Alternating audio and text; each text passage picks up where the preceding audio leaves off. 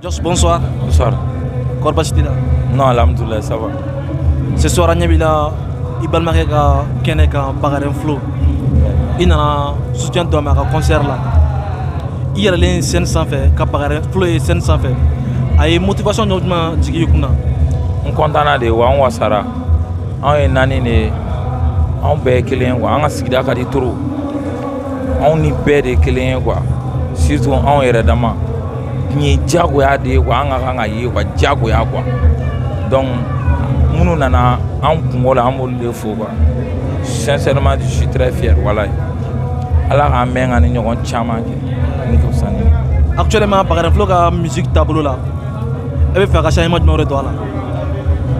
Non bon a taacogo ka ɲi o taacogo ka ɲi dans les jours à venir a bɛ se ka développer hali ka tɛmɛ nin kan parce que clanche ni fɛn minnu bɛ yen bon tuma dɔ a ma ɲi mais ne t'a kɛ kojuguba ye parce que ne ɲɛ b'a la kulonkɛ de don et puis u bɛ ɲɔgɔn takini a bɛ na ni fɛnnin dɔw ye mais n'a sera fadenya juguya yɔrɔ de ma o de b'an jɔrɔ mais ala ye ani minnu y'a kɛ bɛɛ tilara ka publication kɛ ka soutien kɛ donc i b'a dɔn ko fadenya tɛ mais baara ni fɛn dɔw de don kulonkɛ don dɔrɔn denmisɛnninya don quoi donc moi je ne suis pas contre mais a dama tɛmɛ ne ma ɲi. I yɛrɛlen scène sanfɛ ka jama ye salle kɔnɔ mun jigili kunna o yɔrɔ la? Nin ka di bɛɛ ye nin ka di an bɛɛ kelen kelen ni artiste ye jama ye hali n'a ma wari sɔrɔ dɔrɔn a bɛ fa bɛ don a la. San'an ka interview kuncɛ a ka di anw ye i ka dɔnkili laban i ka partie fitinin dɔ di i ka fanw ma si c'est possible.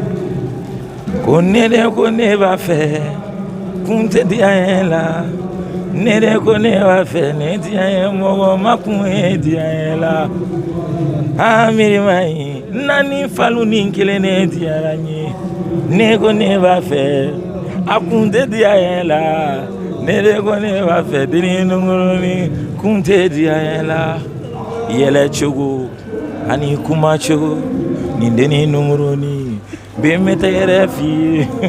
Merci beaucoup Joss.